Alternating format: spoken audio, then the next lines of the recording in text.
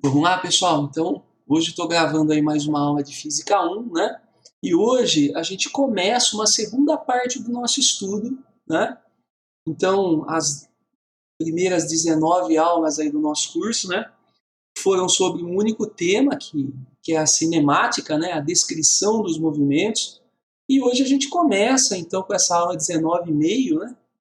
Escrevi dessa forma porque eu precisei encaixar essa aula, eu resolvi fazer ela depois e resolvi encaixar.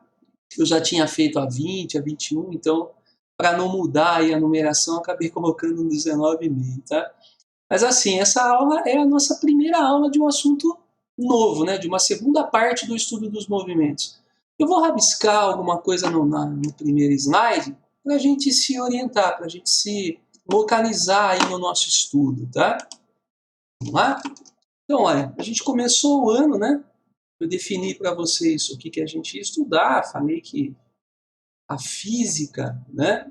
Ela se divide em diversos ramos, né? Mas que no primeiro ano a gente ia estudar um único ramo da física, que é a chamada mecânica, né? A mecânica é o estudo dos movimentos. Então, tudo que se refere a movimento, né? Está dentro desse estudo da mecânica.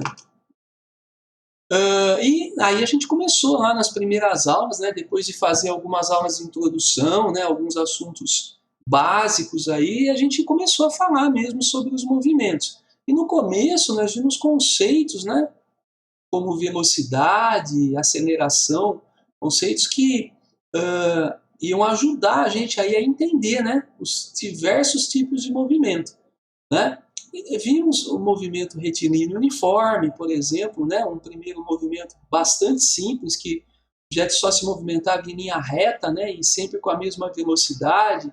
Depois que nós aprendemos sobre a aceleração, né? Que é a medida da mudança da velocidade, pudemos estudar também o movimento retilíneo uniformemente variado, né? Com mudanças de velocidade. Vimos movimentos em trajetória horizontal, né, e depois também movimentos em trajetória vertical, o lançamento vertical, a queda livre, né, movimentos na vertical. Depois, nós vimos um assunto que eu considero bastante importante, que são os vetores, né, porque esses vetores permitiram a gente entender melhor as grandezas, né, que precisam de direção e sentido para ser melhor representadas, e os vetores permitiram a gente estudar a composição de movimentos, né? Que é um assunto bastante legal também. Então, nas últimas aulas a gente vinha trabalhando isso, né? O lançamento vertical, o lançamento horizontal, né? O lançamento oblíquo, então situações em que o objeto se movimentava, né? De mais de uma forma ao mesmo tempo, então precisamos usar, né, os vetores e tal. Bom, toda essa parte, então, todo esse estudo, né, é de uma área específica da mecânica chamada cinemática, né? Então, tudo que nós vimos até agora, toda essa parte aqui, é a chamada cinemática. Tá?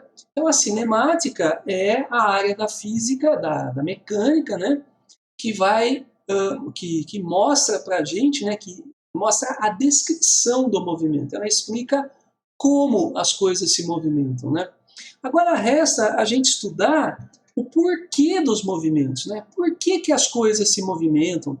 Por que as coisas ficam paradas? Ou por que há mudanças, né, na natureza das coisas? Por que alguma coisa que está parada entra em movimento ou está em movimento e depois para, né? Então, a explicação do porquê de tudo isso daí está num outro campo da mecânica, numa outra parte da mecânica chamada dinâmica. Então, hoje a gente começa esse estudo da dinâmica, tá? A dinâmica, pessoal, vai ser então o motivo das nossas aulas, eu acho que até o final agora do ano, tá? E na dinâmica nós vamos estudar então as causas do movimento e vamos tentar explicar bem o nosso movimento.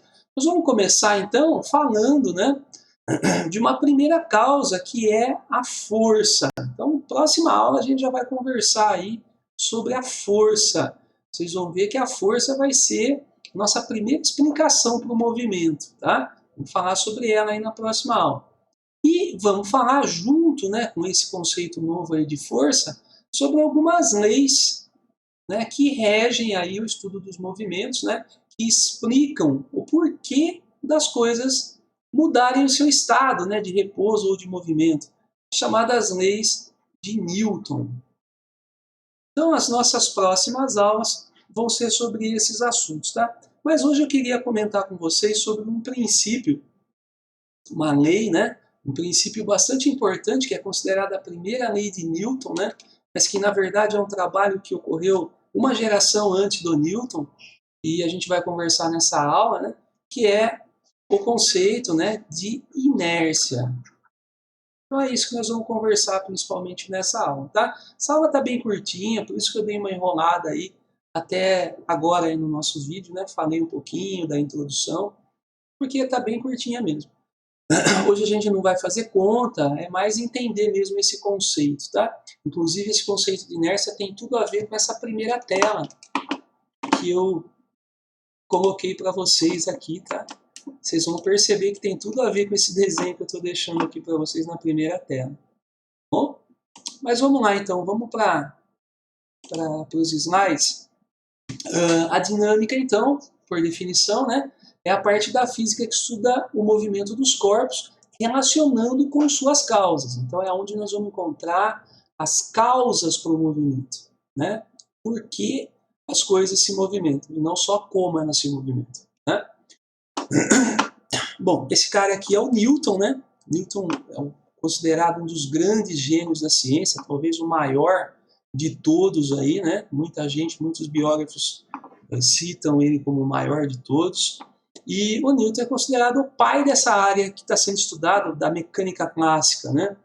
E nós vamos falar bastante sobre ele, mas nessa aula específica a gente vai falar mais sobre outros personagens.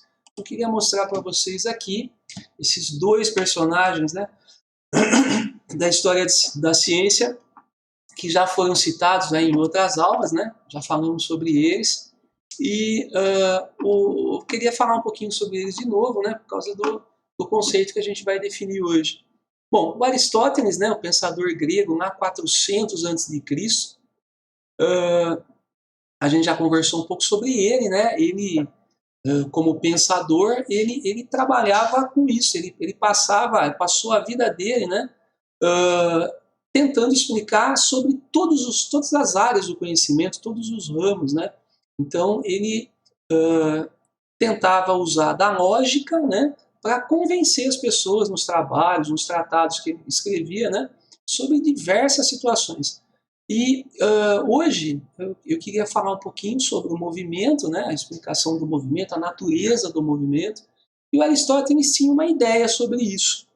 Para o Aristóteles, as coisas, né, se moviam até que elas parassem. Né? Para o Aristóteles, o estado natural dos corpos deveria ser sempre o repouso. Né? Então, alguma coisa fazia com que os objetos se movimentassem, mas no momento que essa coisa deixava de existir, que essa ação, né, que fazia os corpos se movimentarem deixava de existir, os corpos tendiam a parar. Né? Então, para ele, o natural é que os corpos ficassem parados. Já o Galileu, a gente também conversou sobre ele, né, em várias situações, aí, na queda dos corpos, por exemplo, falei sobre ele. Né? Galileu, ele é o nosso primeiro cientista verdadeiro, aí, né?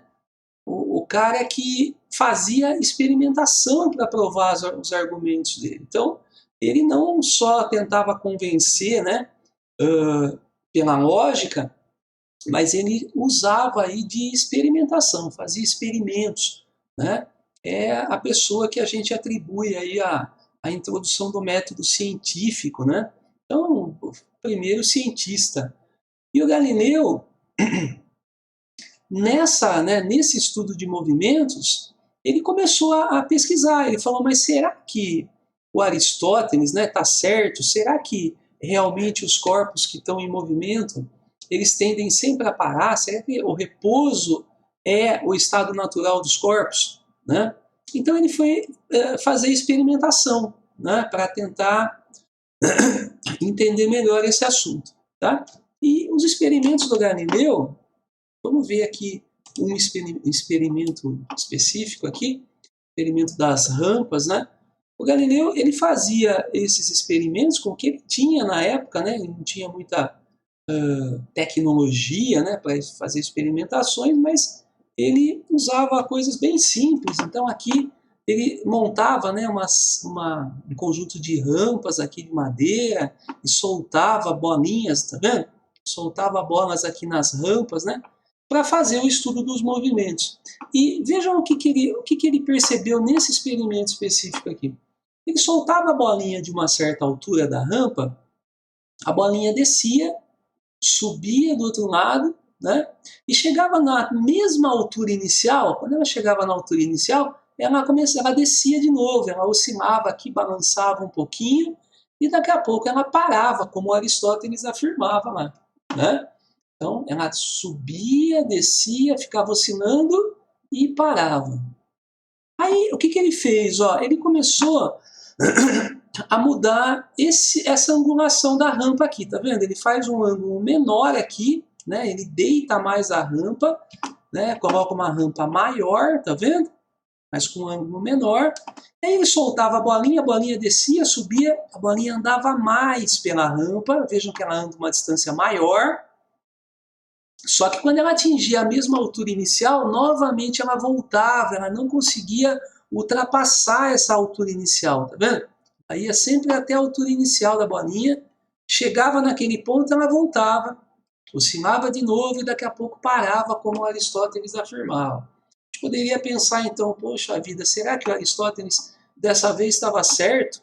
Né? Será que realmente o natural dos corpos é que eles fiquem em repouso? Porque toda vez que eu solto o objeto, ele se movimenta, mas daqui a pouco ele fica no repouso, ele para.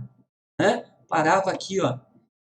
O que o Galileu continuou fazendo? Né? Continuou diminuindo essa angulação aqui, cada vez a bolinha andava mais, mas quando chegava na mesma altura inicial, ela voltava, oscilava e parava.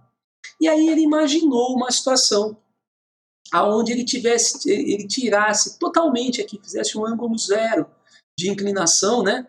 A segunda rampa ficasse totalmente horizontal, tá vendo? Desse modo, a rampa nunca atingiria a altura inicial. Veja, ó, tá vendo? Ela começa numa altura e depois nunca mais vai chegar na mesma altura. E ele percebia que quando fazia isso, a bolinha descia e andava, lógico, muito mais. Mas chegava um momento, lógico, né? A gente fizer esse experimento, a gente vai perceber que depois de um certo tempo essa bolinha parava. E aí ele atribuiu essa parada, né? Não a ser uma situação natural do corpo, mas ele atribuiu isso ao atrito, às imperfeições da superfície. E ele começou a modificar, então, essa superfície. Imagine que eu tenha aqui uma superfície mais lisa, né? Ele foi deixando essa superfície cada vez mais lisa. E ele percebia que quanto menor eram as imperfeições da superfície, mais essa bolinha se movimentava antes de parar. Ela andava mais e parava. E quanto mais lisa ele colocava a superfície, né? Mais a bolinha andava, mas chegava uma hora que ela parava. Mas daí ele imaginou o seguinte, uma situação onde não existisse nenhuma imperfeição, que não tivesse nada que fizesse a bolinha parar. Se não tivesse nada que fizesse a bolinha parar e ela nunca atingisse a posição inicial, que é quando ela voltava, né? Ele imaginou uma situação em que a bolinha nunca ia parar, ela ia viajar eternamente, né? Numa mesma velocidade, sem alterar, né, a sua velocidade, nem em módulo, nem em direção, nem em sentido. Ela continuaria em linha reta e sem modificar a sua velocidade. Tá? Foi isso que o Galileu pensou. Né? E isso muda totalmente a forma de pensar, né? O que o Aristóteles tinha colocado lá 2000 anos antes do Galileu. Né? Então, aquelas ideias do Aristóteles, que a gente chama hoje de senso comum, que são as ideias que uma criança, qualquer pessoa que mesmo nunca tenha, né, que nunca tenha visto nada aí de ciência, imagina que é o que vai acontecer, né? essa coisa do objeto parar e naturalmente, né? Isso parece ser a coisa mais comum, mais natural do mundo, né? Mas o Galileu, então, percebeu nesse experimento que isso, o fato do objeto parar, não é natural, ele se deve às imperfeições da superfície. Se não houvessem essas imperfeições, o objeto não pararia. É o que acontece no espaço, né? Com os objetos, os corpos celestes, né? O nosso próprio planeta e tudo que está no espaço, a gente vê eles se movimentarem e enquanto não houver nada que faça eles parar, eles não param, eles continuam o movimento deles, né? Vamos continuar aqui então. Essa daqui é uma descrição, então, um enunciado, né, para esse princípio, para essa lei. Esse enunciado já é do Newton, né, que viveu uma geração depois do Galileu.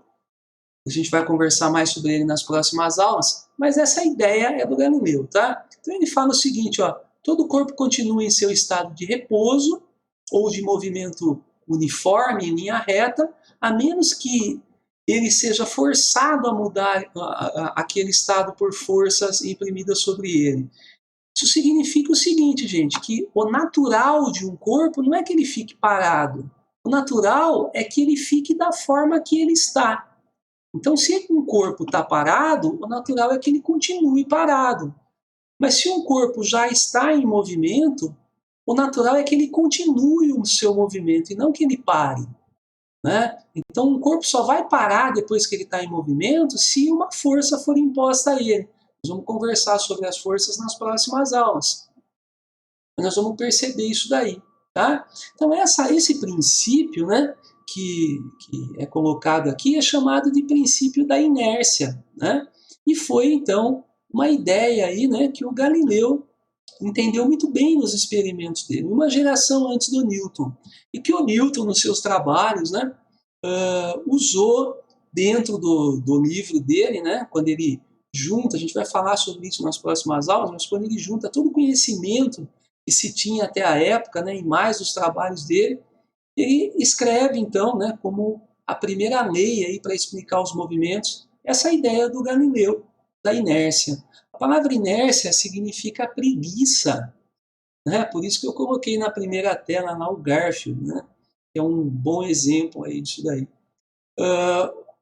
Inércia, então, significa preguiça. Isso significa que os corpos, eles possuem uma propriedade, né? A inércia, que é de ter preguiça de mudar o seu estado de movimento ou de repouso. Então, se um corpo está parado, ele tem preguiça de sair do seu estado de repouso, ele quer continuar em repouso. E só vai se movimentar se uma força for aplicada sobre ele. Agora, se um corpo já estiver em movimento, a tendência é que ele continue o seu movimento reto e sem mudar a sua velocidade, uniforme, tá? Um movimento retilíneo e uniforme, a não ser que alguma coisa faça com que ele pare, né? Então, quando o corpo já está em movimento, ele tem preguiça de parar. Queria mostrar isso para vocês em alguns exemplos. Vamos lá. Olha, nesses primeiros exemplos, olha, esse cara aqui está andando com o carro, mas daí acontece de bater num poste. Quando ele bate no poste, o poste exerce uma força sobre o carro, né? Então, se a gente pode representar uma força aqui dessa forma, pessoal, uma força contrária, né? Que faz com que o carro pare, né? Na hora o carro vai parar, ele estava se movimentando para frente, mas ele é parado por essa força aqui. Só que essa pessoa aqui não recebe a ação da força, né? Então, veja, ó, a pessoa que está dirigindo, ele está segurando no volante aqui e consegue imprimir uma força no volante e parar junto com o carro, né? Agora, esse cara aqui que estava solto ali, né, que não tinha nada segurando ele, não conseguiu aplicar força em nada, né? Então esse cara ele continuou o movimento dele por inércia. Olha lá, ele já estava em movimento, a tendência é que ele continue o movimento. Veja, e ele vai cair para fora do carro aí, tá? Essa é uma situação, então, que o objeto já estava em movimento, a tendência é que continue o movimento, a não ser que ele receba uma força contrária de algum lugar. Se você conseguir se apoiar em algum lugar, você consegue receber essa força contrária aí e resolver o problema da inércia, né? Veja que isso aqui é uma situação contrária, olha, esse cara, né, esse menino devia estar sentado aqui, mas quando a moto vai para frente muito rápido, né, ela sai aí muito rápido, a tendência da pessoa, né, que estava aqui atrás, olha, o cara que estava segurando aqui, né, que tinha um ponto de apoio, estava segurando, quando a moto vai para frente, ele segura aqui e recebe uma força que leva ele para frente também, né? Ele está grudado aqui. O carinha que estava aqui atrás, o menino que está atrás, a tendência dele é continuar onde ele está. Então, corpos que estão parados tendem a continuar parados. Se ele não conseguiu segurar em nada, né, não conseguiu aplicar uma força em nada aqui para poder continuar o movimento, então ele ficou no lugar que ele estava. A impressão que dá é que ele foi para trás, mas na verdade não é que ele foi para trás, é que a moto foi para frente. Ele só quis ficar no lugar que ele estava, tá? Então essa é a inércia, a preguiça do corpo de mudar o seu estado de movimento ou de repouso, tá? Então aqui, essas duas explicações são bem visível, né, essa ideia da inércia. Olha, quando o objeto já estava em movimento, a tendência é continuar o movimento, por isso que ele continua o movimento. Quando o objeto está parado, a tendência é continuar parado. Só vai se movimentar se ele fizer uma força em alguma coisa. Se ele não segurar em nada para aplicar força, ele não consegue, né, se movimentar. E uma terceira situação que precisa ser conversada também nesse princípio da inércia, ainda não é esse caso aqui, é o próximo. Esse aqui é mais um exemplo parecido. Imagina uma pessoa dentro do ônibus, olha, ela entrou dentro do ônibus, ficou em pé, né, duas pessoas aqui em pé dentro do ônibus, e aí o ônibus resolve sair rapidamente, olha, tá vendo? Então, no segundo desenho, o ônibus está se movimentando para frente e a pessoa que está aqui dentro do ônibus, as pessoas, né, tem a impressão de que estão indo para trás. Né? Então, é uma situação bastante comum, que todo mundo já deve ter experimentado de alguma forma, né? De um automóvel, uma moto, um ônibus, né? Se movimentar rapidamente e a gente sentir, né? Ter essa sensação de que está indo para trás. Na verdade, o que a gente está querendo, o que o nosso corpo, né, está querendo aqui é continuar onde ele está. Isso é a inércia, tá? A tendência de continuar da forma que ele está. E ele só vai conseguir continuar o movimento junto com o ônibus e não cair aqui se ele aplicar uma força, se ele estiver segurando, por exemplo, aqui em cima, né? Ó, se ele está segurando, então ele aplica uma força, e a gente vai conversar sobre isso na terceira lei de Newton, né? Vamos ver aí que ele recebe uma reação que faz ele continuar o seu movimento, tá? Então, vamos continuar aqui. Eu queria mostrar, então, essa situação aqui específica, que também muita gente já deve, né, ter percebido, é quando a gente está andando de carro, você está seguindo uma linha reta, né? Então vejam, o carro está andando aqui numa linha reta, mas a pessoa que está dentro do carro está fazendo o mesmo movimento reto, né? Só que chega um momento que vai aparecer uma curva aqui, olha, tá vendo? Então na hora da curva, a gente percebe, né, quem está dentro do carro, parece que está sendo jogado para o outro lado. Então, se esse carro tentar entrar numa curva muito rápido aqui, sim, né? Parece que, mesmo que ele faça a curva, né, que ele consiga fazer a curva, a pessoa que está dentro parece que ela vai para o outro lado, assim, ó. Por que isso, né? No caso do ônibus também, uma pessoa que está dentro do ônibus e o ônibus faz uma curva muito rápida, parece que a gente é jogado para o outro lado. Na verdade, não é que a gente está indo para o outro lado, não. É que a tendência do nosso corpo é continuar em linha reta.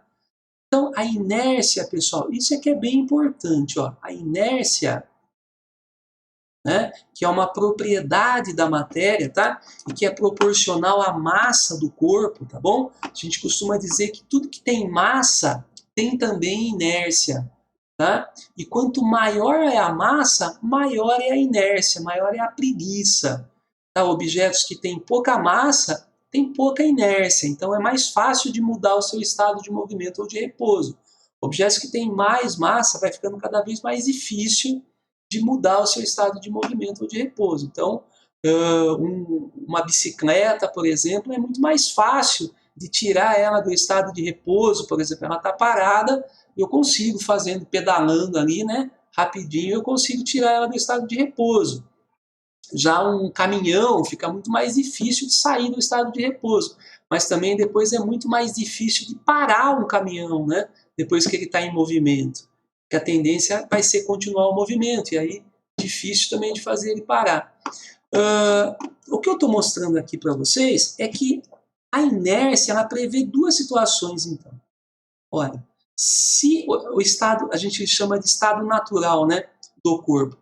São dois os estados naturais de um corpo. Ou o corpo está em repouso, tá bom? Então, ó, quando que acontece a inércia? Quando nada está interferindo no corpo, né? Quando não existe nenhuma força. Nós vamos ver isso daí depois, mas a ideia é a seguinte, ó.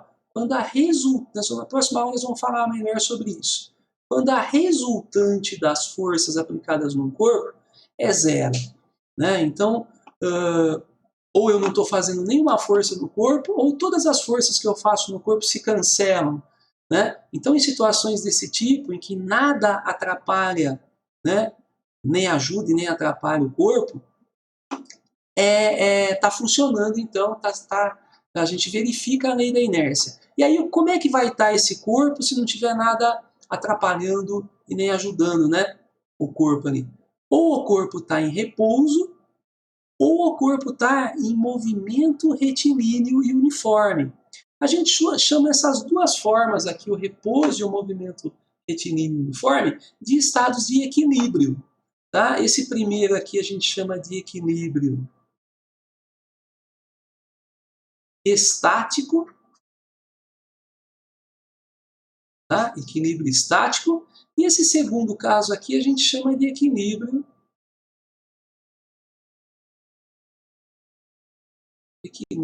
dinâmico.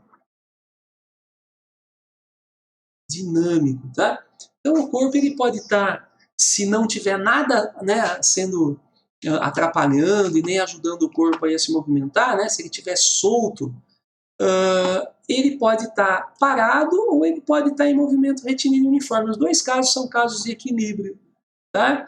Então, diferente do que o Aristóteles pensava, né, que o corpo sempre ia estar parado quando ninguém estivesse mexendo nele, na verdade não, tá? Se ninguém estiver mexendo nele, ele está parado ou ele está em movimento retilíneo uniforme. Veja, não é um movimento uniforme só, é um movimento reto e uniforme. Então esse exemplo aqui, ele fala sobre essa coisa de o natural ser a linha reta. Veja, aqui ele estava andando em linha reta. Quando ele tenta fazer a curva, isso não é natural para o corpo. Não é natural, tá vendo? Ele só vai conseguir fazer a curva se houver uma força aplicada nele. No caso aqui, o atrito da superfície com o pneu. Esse atrito da superfície com o pneu, essa força, né, faz ele mudar de direção aqui. Tá vendo?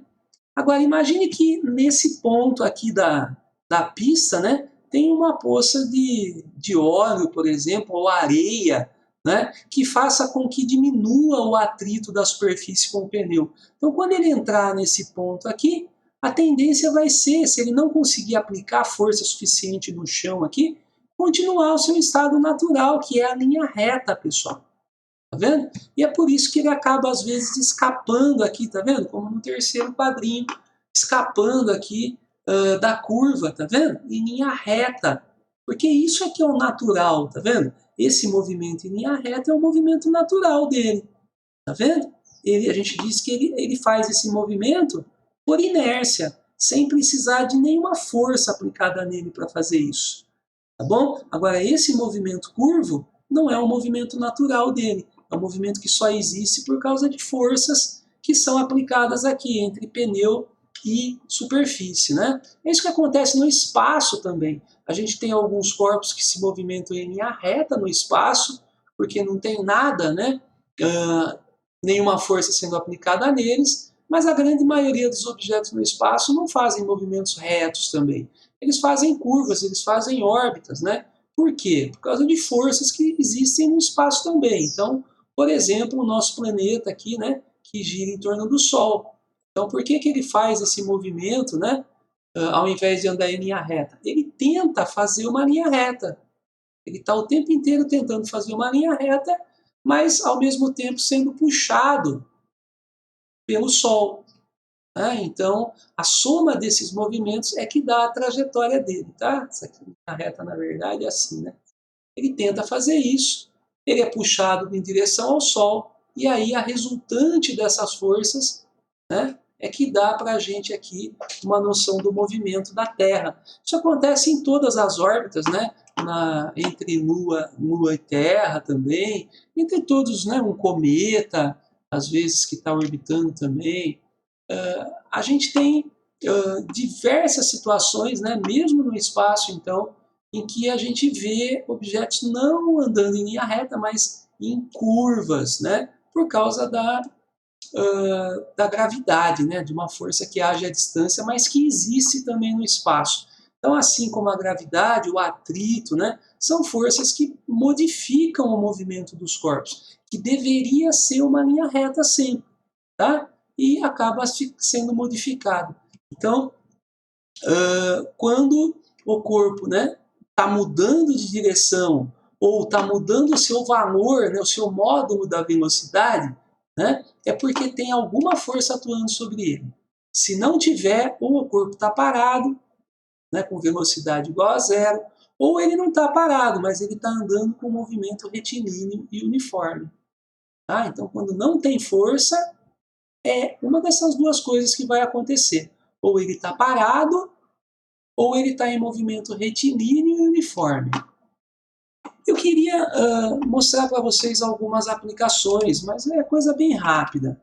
Nessa primeira aplicação, o primeiro exercício, né, exemplo, ele fala o seguinte, ó, cite duas adaptações que diminuam os riscos de lesão para o motorista numa situação dessa daqui, né? Imagine que ele está andando de carro, né?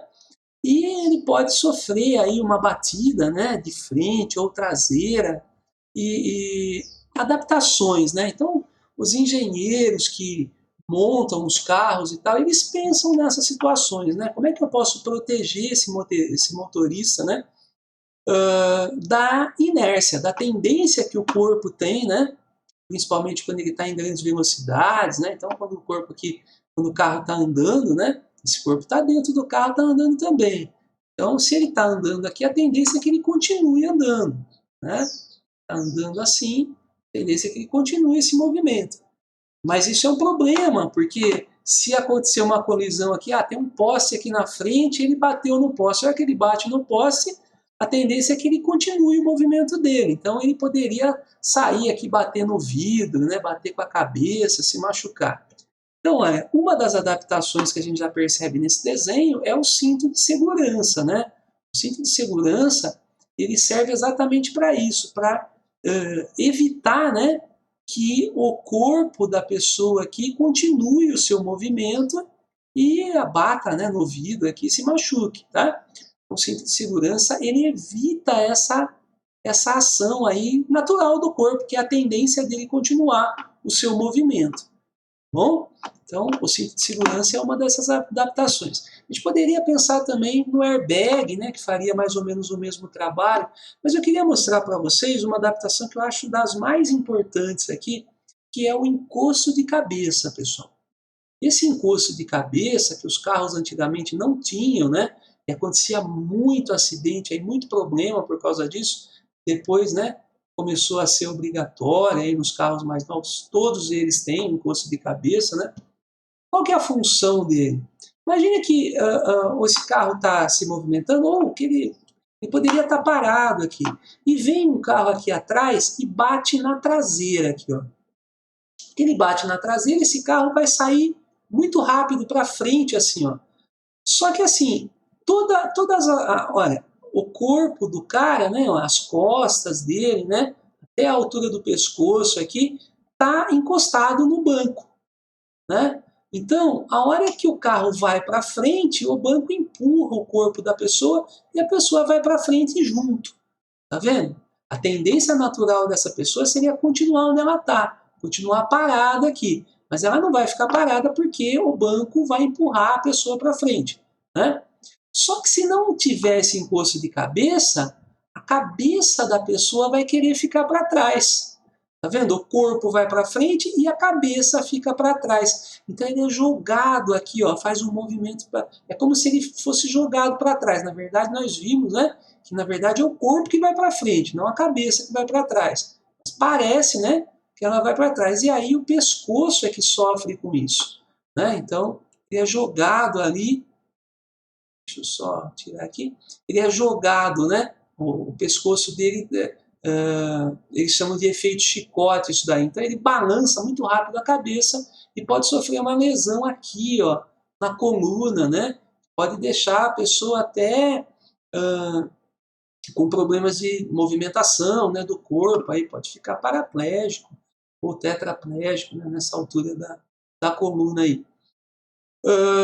Bom, então para evitar isso, esse encosto de cabeça ele vai fazer o trabalho de não deixar a cabeça da pessoa ser jogada para trás. Então ele segura também, da mesma forma que o banco aqui, o encosto de cabeça vai segurar a cabeça da pessoa, né? E vai evitar que sobre para a coluna vertebral, né? Então, acho bem interessante aí essa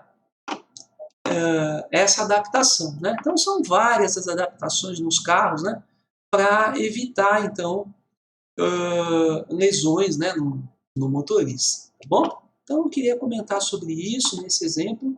Isso aparece bastante em testes de vestibular, né, principalmente sobre o cinto de segurança, tá? E eu queria mostrar também mais um exemplo aqui. Nesse exemplo, veja aqui a situação, olha. À medida que cresce a velocidade de um objeto que cai em linha reta, em direção ao solo, cresce também a força de atrito com o ar, né? A gente chama de força de arrasto, tá? Essa força de atrito com o ar aqui. Até que, em determinado instante, torna-se nula a força resultante sobre esse objeto. Imagina uma situação assim, ó, tá chovendo, tá? Então aqui é uma nuvem e tal, tem uma gotinha de água. Essa gotinha está caindo, ó. Então, quando ela está caindo, ela sofre a ação da força que a gente chama de peso do objeto, né? Essa gotinha tem um peso. E o peso da gotinha faz a gotinha cair. É uma força que puxa ela verticalmente para baixo e faz ela cair. Nós vamos conversar, vamos ter uma aula específica sobre a força-peso. Mas a gotinha cai e ela vai acelerando aqui. Ela deve aumentar a sua velocidade, né? Enquanto ela está caindo aqui. Só que é o seguinte, ó. Quando ela vai aumentando a velocidade, vai chegar um momento aqui embaixo também costuma ter mais ar, tá? A pressão atmosférica aqui embaixo é maior, ela tem mais ar, e esse ar vai oferecer mais resistência à gotinha de água aqui, ó. Vai chegar um momento que a força de resistência do ar vai ficar igualzinha à força-peso. Aqui, ó. Aqui a força do ar, da resistência do ar, e aqui a força-peso. Então, ó, a força-peso ela continua igual o tempo inteiro, enquanto que a resistência do ar vai aumentando quando a gotinha está chegando lá embaixo, né? Então, quanto maior a velocidade, aqui maior essa força aqui de resistência do ar. Chega um momento que elas ficam iguais. No momento em que elas ficam iguais, elas se cancelam. Aqui, ó. Tá vendo? A força resultante aqui passa a ser zero. E aí vale a lei da inércia. Como a gente conversou, então, né, nos outros quadrinhos, a lei da inércia ela é válida nesse momento, ó, em que não há nenhuma força atuando sobre o corpo ou no momento em que as forças estão se cancelando. Então, veja, nesse momento em que as forças ficam iguais e se cancelam aqui, começa a valer a lei da inércia. E aí a pergunta é essa daqui, ó. A partir desse instante que as forças se cancelam, o objeto, o que acontece com essa gotinha de água nesse momento, exatamente nesse momento que as forças se cancelam? Para o Aristóteles, o que ele falaria para a gente aí? O Aristóteles achava que o natural de um corpo é que ele ficasse parado, e quando não houvessem forças atuando sobre o corpo, o objeto deveria estar sempre parado. Então, para ele deveria pensar, bom, essa gotinha deve ter ficado parada aí, né? A hora que cancelou as forças, a gotinha parou. Inclusive, eu já perguntei isso em avaliações e teve gente que usou esse argumento. Ah, se as forças estão se cancelando, a gotinha está parada.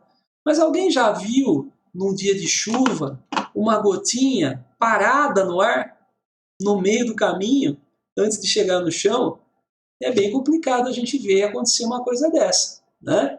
Então a gente vê as gotinhas caindo, mesmo com a resistência do ar, elas continuam o seu movimento de queda, né? Só que uma coisa acontece, a aceleração da gotinha desaparece, quer dizer, o aumento da velocidade dela não vai existir mais, né? Então, o que a inércia prevê? Vocês lembram lá?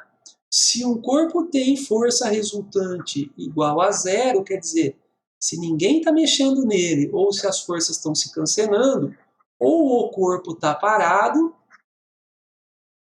ou o corpo está em movimento retilíneo uniforme. Ah, nessa situação da gotinha, ele não pode estar parado. Não tem muito, né, cabimento pensar nessa gotinha parada no ar. Então, como que ela deve estar, então? Ela deve estar em movimento retilíneo uniforme. Essa gotinha ela está descendo ainda no momento que cancelam as forças, ela continua a descer, mas com velocidade constante. Né? A resposta correta aqui é a letra E. Né? Continua caindo, mas com velocidade constante. Né?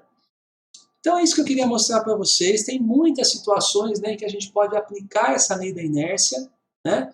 A tendência dos corpos, a preguiça que os corpos têm de mudar o seu estado de repouso ou de movimento. Se um corpo está parado, ele quer ficar parado. Se um corpo está em movimento, ele quer continuar em movimento, a não ser que alguma força faça com que ele mude, né? Mude de ideia e mude o seu movimento. Tudo bem?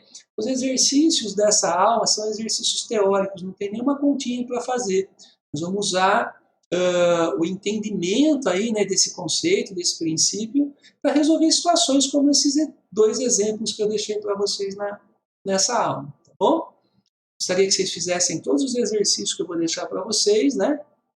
Na apostilinha, lá na aula 19,5, tá? A apostilinha também traz o número dessa forma. E na próxima aula a gente vai continuar, então, essa explicação dos movimentos aí, né? Com uma segunda lei, um segundo princípio aí para entender melhor. Bom? Então, muito obrigado e até a próxima, pessoal.